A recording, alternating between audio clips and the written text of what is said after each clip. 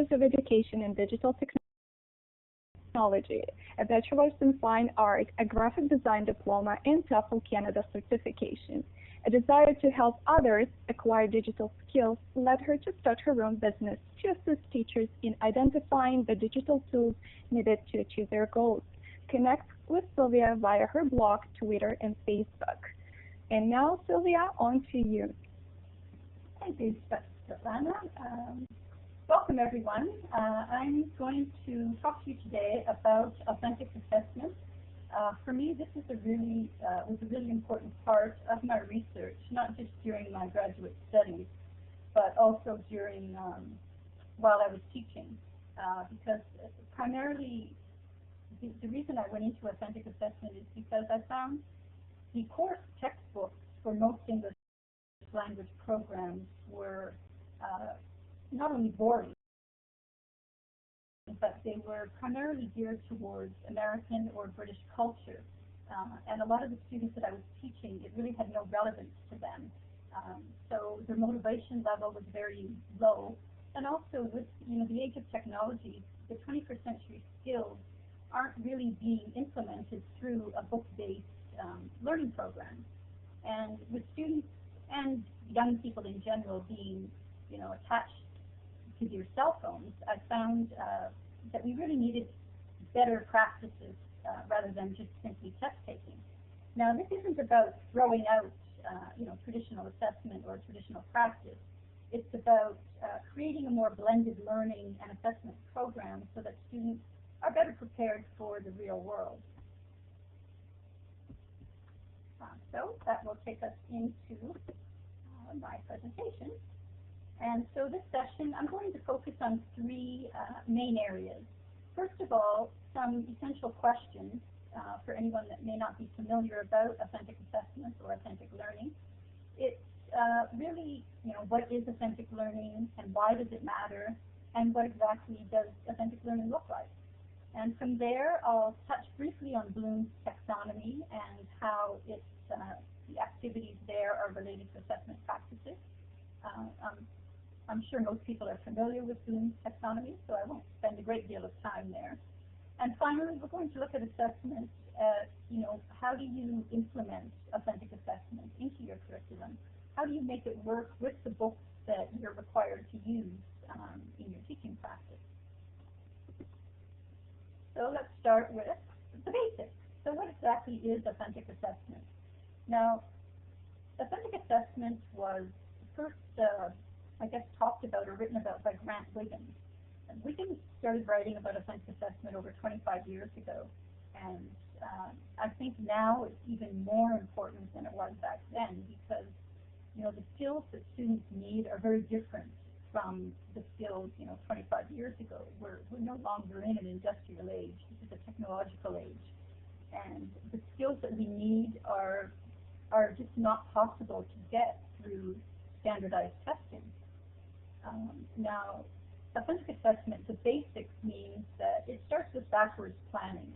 And what backwards planning means is that we start with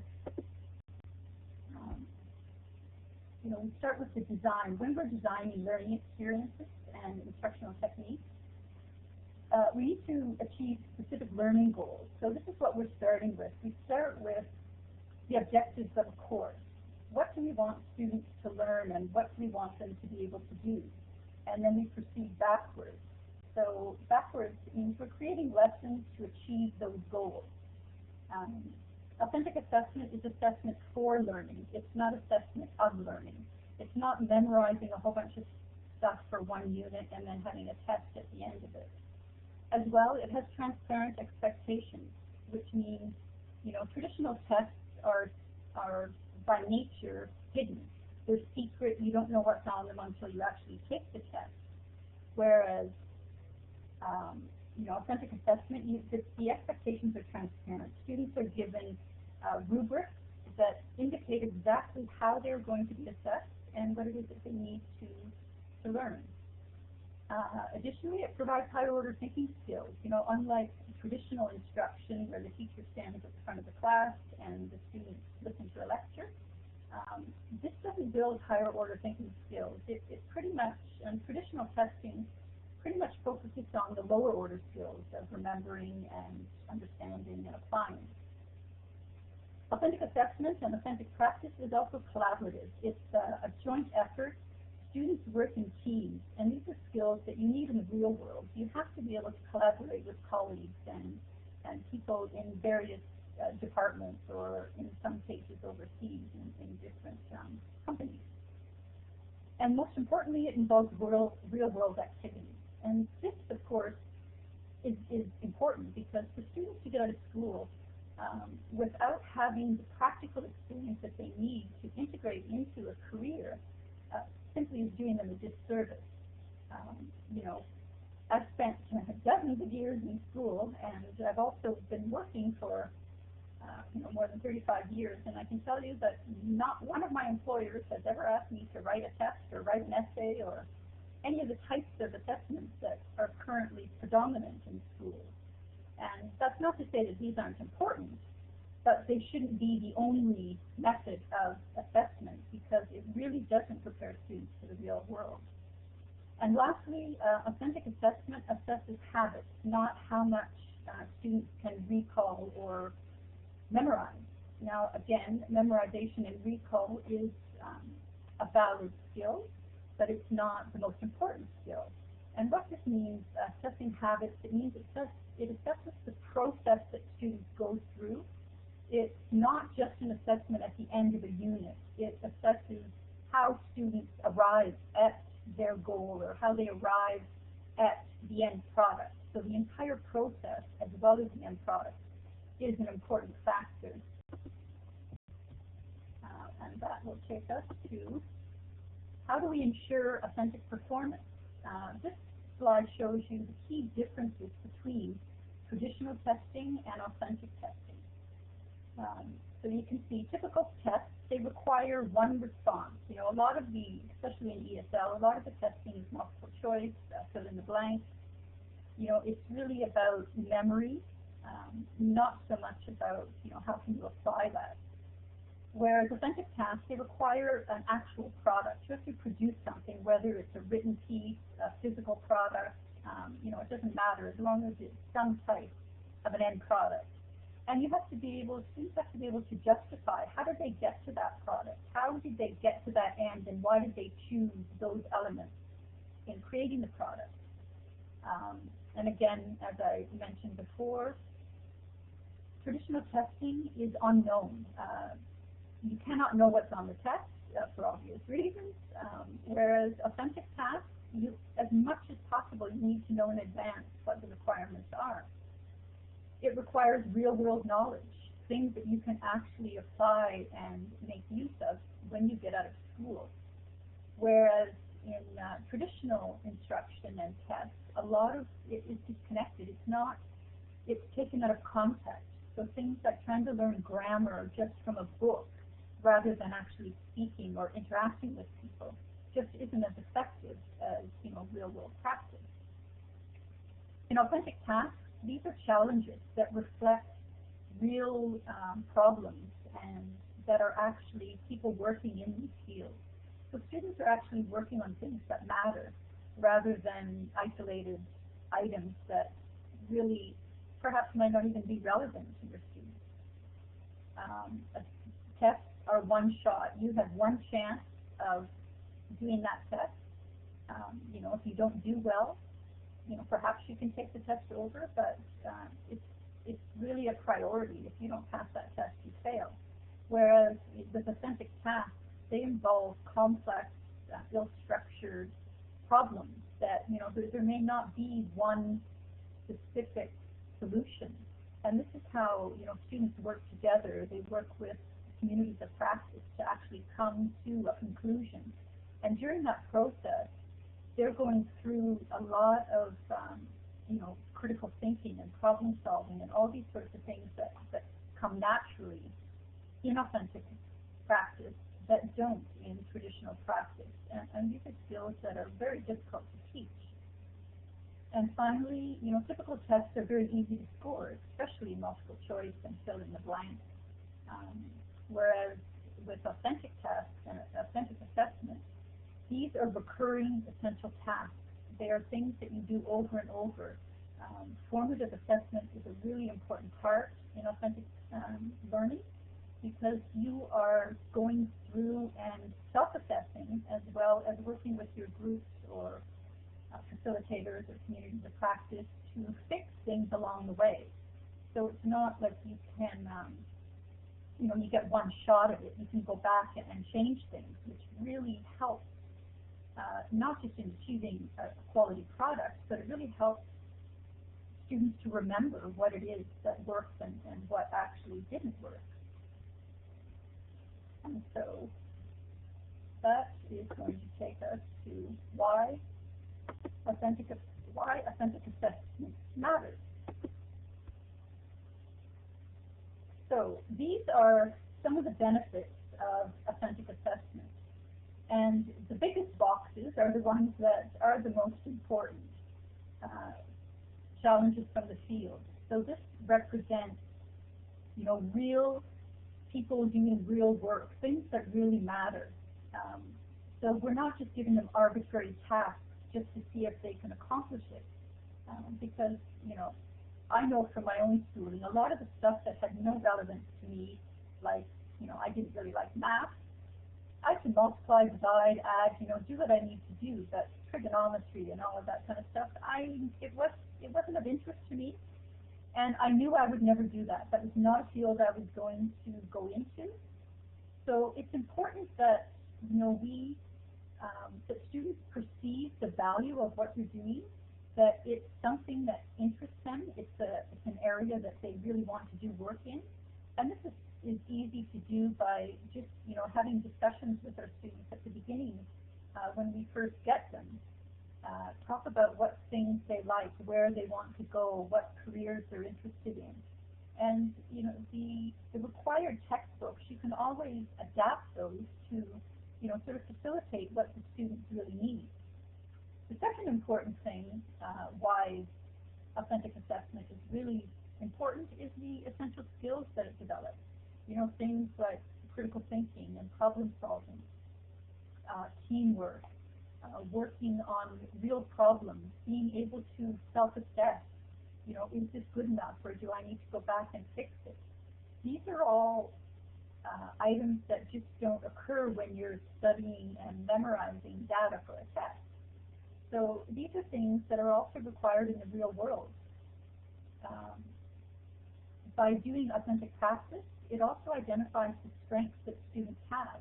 We all learn very differently.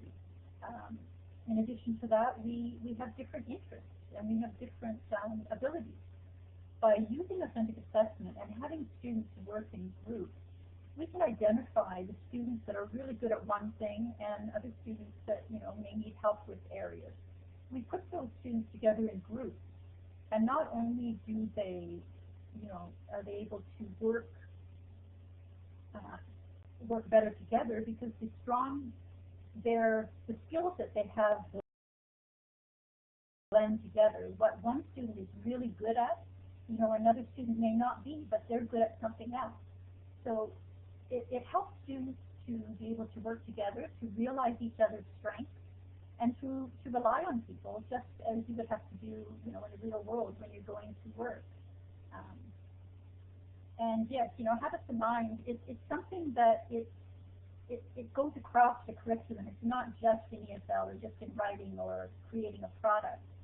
It's something that is included, across any type of learning. The habits in mind are important because this tells us how students work. How do they get to a process? It's okay to say 1 plus 3 equals 4, but how do you get to the end result? And if you don't know, if we're just simply saying, well, I know that's right, but you can't explain why it's right or how you got there, this is something that is also needed in the real world. Traditional tests and filling in the blanks, looking at books and copying or mimicking what's in the book doesn't reflect the complex and ill-structured tasks of the real world. These just simply can't be adapted to a book. And even role-playing, while that helps, it's still out of context, and it doesn't account for all the things that could possibly happen. I mean, you think of anything that you try and do on any individual day. You're going to, like this morning, I was getting ready to present. All of a sudden, I had no internet. It wasn't working. I called Rogers Cable. They're telling me, well, maybe your box is overheated. You know, we'll get someone there today or tomorrow. Well, that's not acceptable. You know, today or tomorrow isn't. That's a problem when I have to present today. I absolutely have to have internet. Now, these kinds of things you just don't get. And yes, Rogers, you love to hate them. You know, all of these things that occur in real life, things that you're heading somewhere and an accident happens and you're stuck in traffic. These kinds of occurrences you just can't teach in a book because it just doesn't happen. We need to get students out into the real world. We need to get them interacting to come upon the problems that they're actually going to come across when they're out there working. So you have to be able to problem solve. You know, how do I get my internet working? How do I get Rogers to realize, you know, internet is critical for me? As you can see, I did insist, and you know, I had to go to the president's office to get them to get somebody out here so I had my internet. But these are the types of skills that you can only gain when you're actually physically working in the real world. And of course, ongoing assessment. This is something that occurs with authentic assessment naturally, because as you're working on any project, even if you're doing something really simple, there are always things that you have to stop and think, okay, is this working? Should I change what I'm doing? Should I, you know, maybe even the colors. These colors don't work. I need to adjust it. So it's really about, you know, authentic assessment and formative assessment is about adjusting as you go along. And again, that's not something that's possible in traditional testing. You've got a one chance to do it. And if that doesn't work, then, you know, that's it. You're done. And so that will take us to my next slide, which is going to talk about, you know, the global marketplace and why all these, why authentic practice and authentic assessment matters. In this case, you know, the global market, the skills that we need to work in today's market is not what, you know, I needed when I was in school. But what they taught me is not even relevant anymore. Learning has become social. It is, you know, people share all kinds of information. Technology has brought the world not just to our doorstep, but mobile technology has brought the world to our fingertips. I mean, we have the phone. Almost everybody has cell phones these days, and the amount of, and even Google has suggested that 80% of all searches are now done through mobile technology.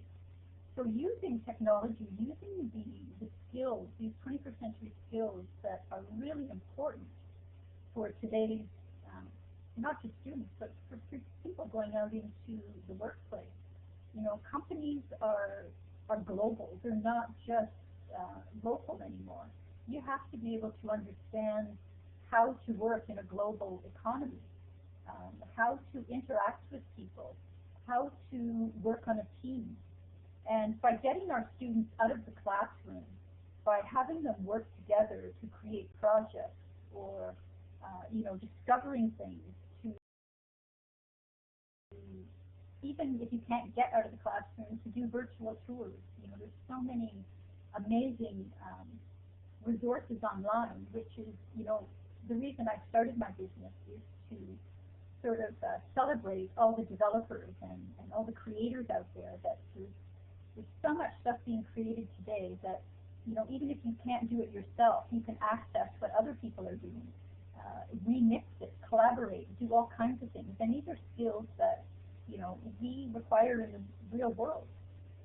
And so, you know, learning is global. It's social. It's, you know, it's not stuck in a classroom, sitting at a desk with a teacher in front of you.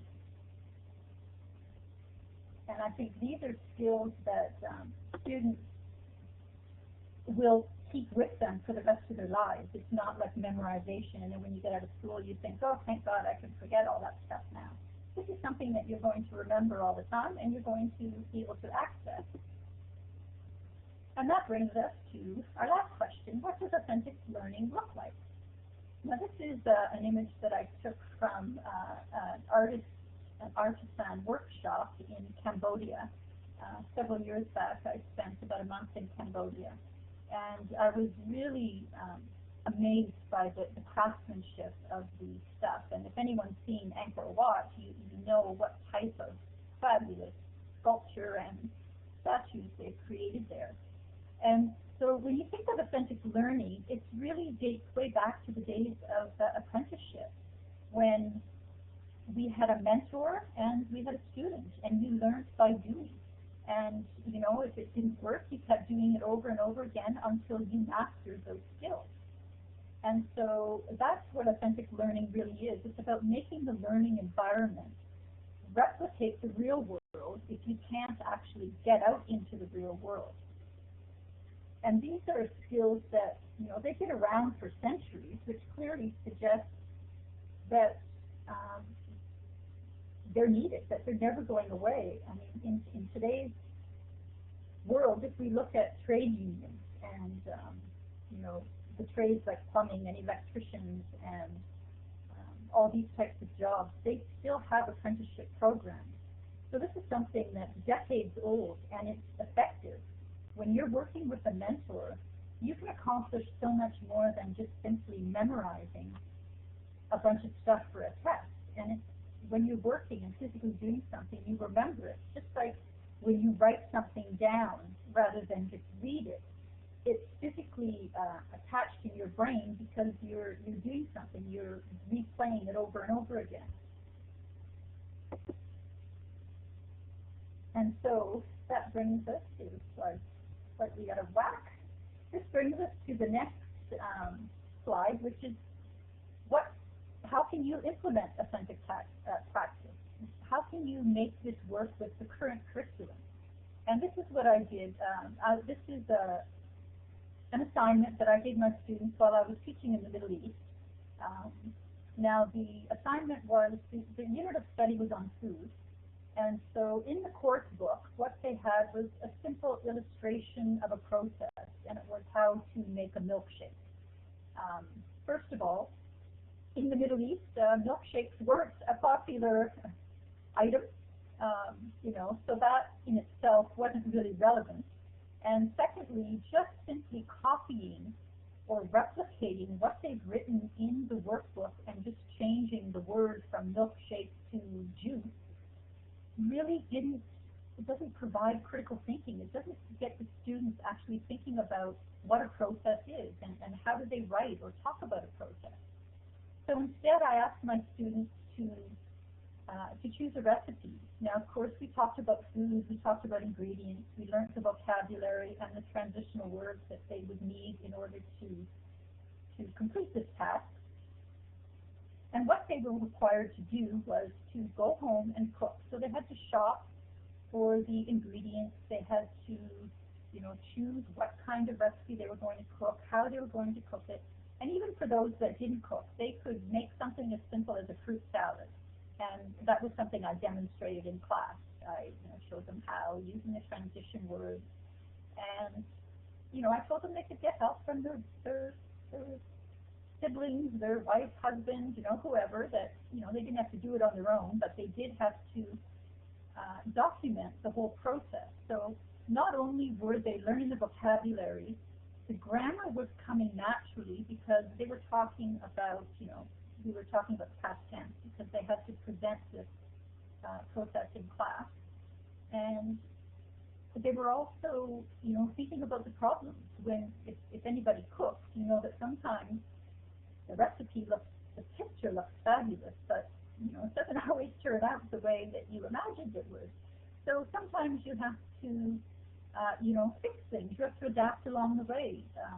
You know, as someone that has traveled a great deal, one of the problems, and I love cooking, and one of the problems that I found was that often the recipes that I have here that are Canadian, I can't find the ingredients overseas because, you know, they have a different, the culture is different. They don't eat the same things. Nowadays, it's easier because of you know, global economies and imports and exports. But back in the 80s, it wasn't really possible. So that's about critical thinking. If you can't get the ingredient, how do you adapt? Can you switch it out for something else, or do you need to change? You know, if the cake flops, you know, problem solve. You have to figure that out. So, you know, using things, and I did too use grocery store flyers, real world items that actually, you know, things that they're going to find in the real world. These are all things that you can adapt if you can't actually get them to cook. There are things like using flyers and actual items from the real world. What happened with this assignment was really wonderful because up until I started trying to use authentic practice in my own teaching practice, students were always speaking whatever language it was that wherever I was teaching, whatever country it was, you know, they would always keep reverting back to speaking their mother tongue. And that is a problem with ESL students, you know, I think worldwide, that to get them speaking English is really difficult. And I know as someone who had to study French in school, as soon as you leave that classroom, you're not speaking French, you're speaking English. And so with this type of assignment, what it does is it gets people working together in groups. So when they bring this into class, they are talking, they're actually presenting their food. They're bringing the dish into class, and they're talking about how they prepared it, the problems they had, different things that they had to problem solve about. And at the same time, you know, they're learning the vocabulary, they're using it. And this is real world assessment because at the end of it, they had to share the food. So, you know, I was kind of ahead of my time. This was way before Master Chef Canada and all those cooking shows that are on TV. I started just before those shows, but the idea is kind of similar. They cook a meal or they cook a dish and they bring it in and they talk about it, and then they're assessed by whether or not that dish tastes good. So this is real world assessment. This is, if the students think it's horrible, then, you know, clearly there was a problem and you have to go back and fix it. So this kind of real world assessment, it doesn't mean you have to actually go out and get people in the real world to assess you. You know, that's a great option if you can do it. But if not, there are ways to have, you know, more authentic assessment in the classroom. And, well, and language is being assessed here too because they're presenting their work and they're speaking in English. So while we're doing the assessment, or while the students are tasting it, you know, that's just one part of the assessment. How they present it is another part. You know, what does the dish look like? Are they using the proper transition words in talking about the process? Is their grammar correct? Are they using past tense? You know, all of these things are part of the assessment. And this is why, you know, authentic assessment is so much more practical in, you know, real world context because they're not just simply memorizing stuff to fill in a blank. They're actually doing everything from thinking about what they're going to make, how they're going to make it, the problems that occur along the way, and solving those problems, and then they have to talk about it in the proper language.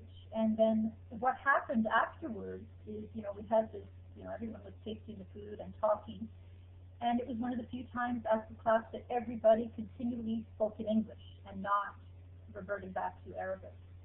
So what happens is that they're all learning from one another. They're working together, they're correcting each other, they're self-assessing, and they're being assessed, you know, by peers as well as myself. So it's more like a whole brain process and a whole world process rather than just kind of like a one-shot thing.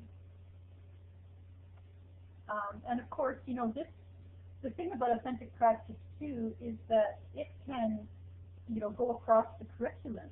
In this case, if you look at a recipe, it's not simply about making something.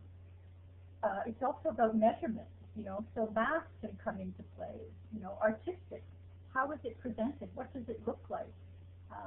You know, the science of food. If you put baking soda in something, how does that react to something else? So, you know, this is authentic assessment does require certainly a lot more work than simply teaching from a book or assessing with a multiple choice test. But it can also be collaborative through instructors. You know, you can get everyone together that's working on one area and brainstorm and collaborate and make one lesson, you know, go across the curriculum. And then, of course, put these in a repository of resources, and then you can, you know, go back to them whenever you need it. And so that brings us to Bloom's taxonomy. So here I've kind of flipped his whole idea. I've put the important ones at the bottom because in my illustration that I created here, I made it into an L because this is sort of to reflect the levels or the layers of learning that we all go through. And the biggest and the tallest one that should take up the bulk of student learning is authentic practice. And in this one, this is where we're creating things. We're always creating something in the authentic world.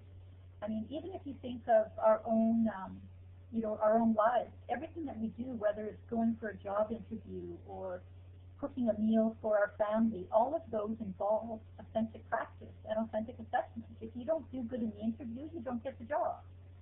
If your family hates your meal, well, you know, they're not going to eat it. So, you know, authentic practice just means it's something that we do every day. We just have to really look at teaching in a different way, to view it as a more whole brain process rather than just a left brain process. And the other two areas that are really important in authentic assessment are formative and summative assessment. Formative assessment, of course, because it's ongoing. If it doesn't work, you have to adjust it, and you keep adjusting it until it does get better. And this involves self-assessment and peer assessment, which are important aspects of everyday life. Summative assessment, of course, is at the end, but unlike traditional tests, it's not just a one-shot thing that at the end of the unit you write a test and you pass or fail. In this case, you're creating a product that is actually real world, and we are asking our students to, you know, we want them to know what it feels like to be held accountable for their work by stakeholders beyond the classroom. And that's really important for students to understand, not just success, but also failure. You know, what can you learn from your product if it didn't work, or if it fell apart, or the cake flopped? You know, what have you learned that you can, you know, reassess what you did and change the process? So, you know, Bloom's taxonomy is really important, but and while these other forms of assessment, norm, reference, diagnostic, and standardized, are always going to be, you know, part of student assessment or even employee assessment, it shouldn't be the largest part of any type of assessment. And in Bloom's revised taxonomy, these have all changed. So in the original, all of the activities were structured through nouns. And now in the revised one, we're using verbs because learning is actionable. It's not really passive, or it shouldn't be passive. You know, traditional testing is passive. It has students sitting and listening, and while some students may like that, it's simply not preparing them for the real world. You know, they're going to have difficulties when they get out of academics if that's all they know. So here we look at how authentic practice develops, you know, higher order thinking skills. This is something that, you know, higher order thinking skills, critical thinking and problem solving, and these types of things are not things that can be easily taught. You have to experience these. You have to actually work through things to realize the process. And that, again, is not something that traditional assessment can factor into. So with authentic practice and authentic assessment, it gives students the opportunity to demonstrate all of their knowledge, skills, and abilities, not just how much they can memorize or, you know, these types of things.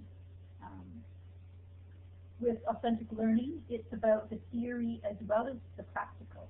You know, they learn, they of course have to understand, and you have to remember, and you have to apply, and you have to do all those lower level learning as well.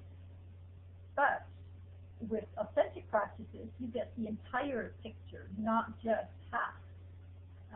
Collaboration is an essential part of authentic practice and authentic assessment because we're working, you know, in the real world, we often work in teams. We're not just working on our own. It's also about reflection, you know, thinking about what it is you did, how did it work, why did it work. You know, when we really think about the process and we look at the process of how we achieve a goal, that really informs us as to, you know, how to proceed with future tasks and future activities. And also important technology. You know, technology is, there's so few schools that actually implement technology into their programs. And this is, you know, absolutely mandatory in the 21st century skills development, because our world is technical, and technology continues to disrupt every aspect of life. And if we don't kind of integrate technology practices into what our students are learning, then we're just really doing them a disservice, because, you know, everything isn't book-based. And there's so many free technologies out there now that, you know, can be used for formative assessment, that can be used to help students achieve a program. You know, doing things like creating a video or developing an online magazine. These are all, you know, practical things that require students to think about the process of how do they get to the end product. What kind of content do they need? How do they write that content? You know, writing for the web is very different than writing an essay. And that was one of the problems I had, you know, throughout all of my studies. And my graduate program was the only program throughout, you know, everything I've done. They allowed me to show what I've learned in whatever modality I chose. So, for instance, I would never have done a graduate degree if I had to write a thesis, because while I can write, it's not something I love to do. I love creating, I love technology, I love making things fun. And for me, writing isn't that much fun. But I know it's an essential skill and you have to learn it. But my master's program allowed me to use technology in a way that I had never used it before. And it radically changed the way I learned. It radically changed my what I accomplished. I mean, it was very different. So by allowing students to work with their strengths rather than just one method of doing things, is really, I think, important for student success as well as student confidence. And more importantly, employers today are citing that teamwork, critical thinking, organization, creative thinking, these are all absolutely essential skills that new hires must have. Now, if we want people, you know, Adobe has put out a really interesting study on what employers are wanting. They want people to be able to think creatively. They want them to think outside of the box. They want them to come up with solutions that, you know, aren't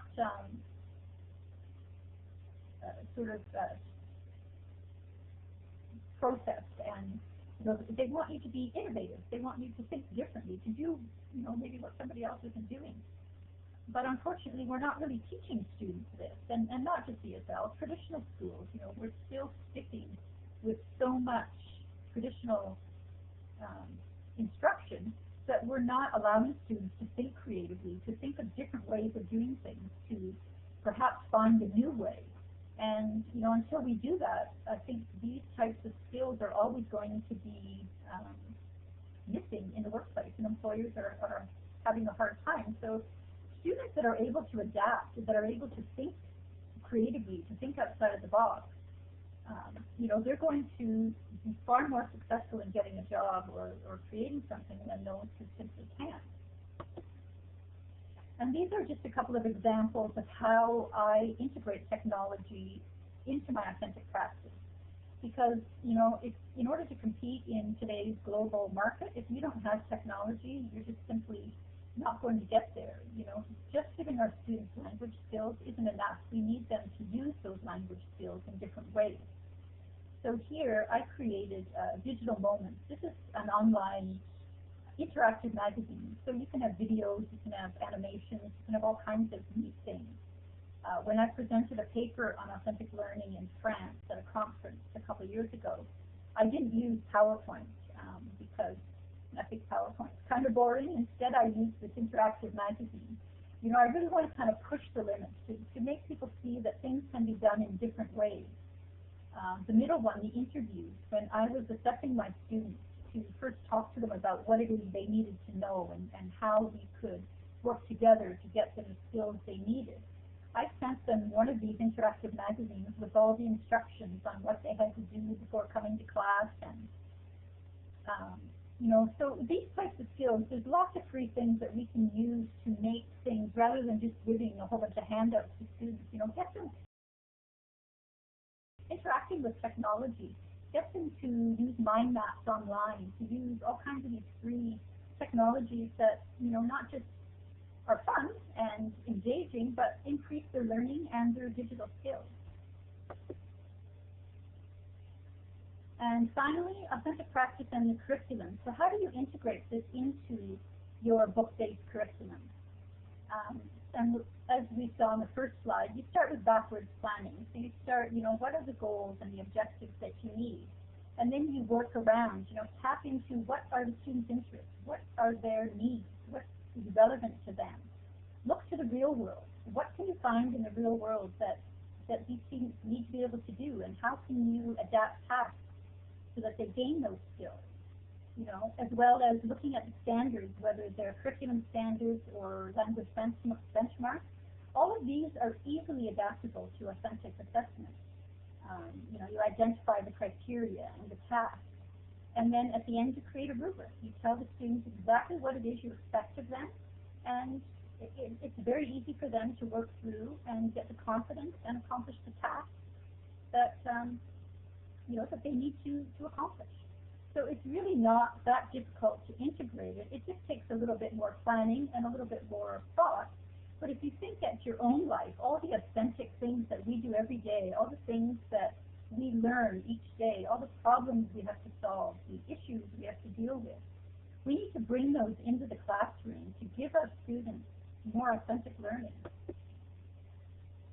So to end here, I will leave you with 3 points that I think are important. One is challenges. You know, students need to be challenged. The tasks need to represent the real world, because the real world is not like a textbook. It's messy, it's unpredictable, and it's extremely complex. Essential skills, absolutely important. If students are going to succeed, whether in their career or in higher academic studies, they absolutely have to develop higher order thinking skills. And this is not going to happen through traditional testing or simply copying and remembering stuff in a book. Instead, authentic assessment allows this to occur naturally. And finally, habits of mind. You know, this is important because we're looking at the entire process of how do we get to that end goal? How did we achieve it? What was the process? What were the learning? What did we learn along the way? What failed and what was great? You know, how do we interact with people? All of these things, the entire process is really important, not just being able to memorize stuff and say, yes, I passed that test, and then, you know, next week forget it. It's not about just a one shot at doing something. It's not about standardization or arbitrary tasks. It's about you know, a whole brain process and looking at the world to, you know, to authenticate these processes. So that brings me to the end of my presentation. So anybody has any questions, thoughts, or ideas, you know, feel free to ask. I was putting together an e-book for this presentation with a little more in-depth information, as well as I have a lot of resources on how do you use technology to achieve a goal? What type of technology? Because it isn't about just choosing a technology because it's fun. It's about choosing a technology that will help you achieve the goals or the objectives that you need to achieve. So, once I get all of this stuff together and all the resources, I'm going to make the ebook available. So I have my email address here. If anyone is interested in getting more information or would like a copy of the ebook when I have it finished, please feel free to email me and I will send it out to you. And now I will open it up to any questions you might have.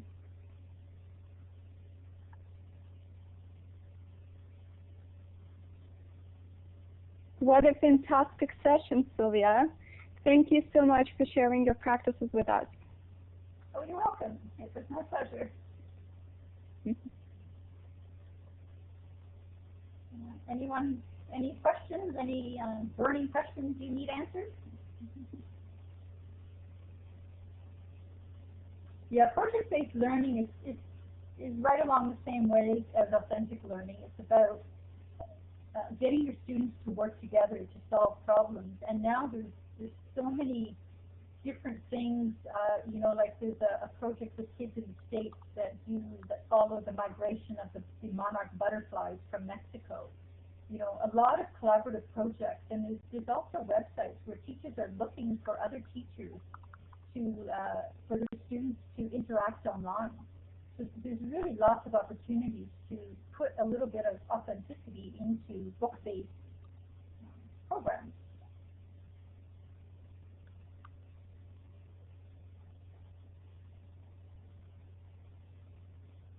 Were there any questions along the way that I might have missed? I think we addressed all of them. Just a friendly reminder, Jeremy Harmer's plenary is at 2 and it's going to be in Delta room.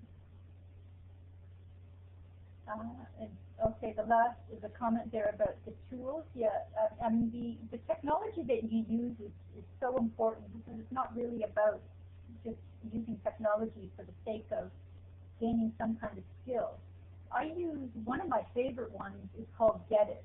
It's, and the great thing about this one is that students download the software onto their cell phones.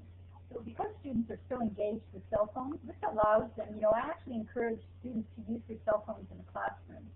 And what Get It does is that when I'm asking questions, throughout my entire career of teaching, not one student has ever said they didn't understand when I asked them, do you understand? They all say yes. And of course, as soon as you ask a question, you know that they don't. Many students are kind of intimidated to answer in case they get it wrong. So Get It allows you to have them, yes, it's a mobile app. It allows them to answer the question on their cell phone. And then you as the teacher get all of the student answers. And it comes in red, green, and yellow, the answers. So you can see if you have like 80% of your students are coming in red, then they answered the question wrong. You know that section you just taught they didn't get. So hence the name Get It. So you can immediately go back and reteach that instead of waiting for a test and see that they all fail.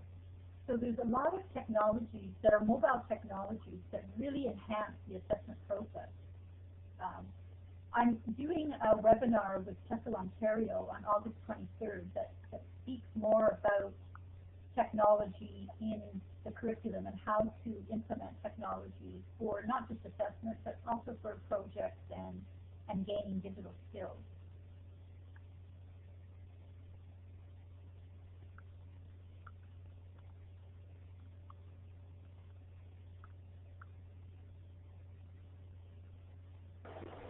Okay, great. Thanks so much, Sylvia. Okay. We're going to stop the recording now. Okay. Thank you for allowing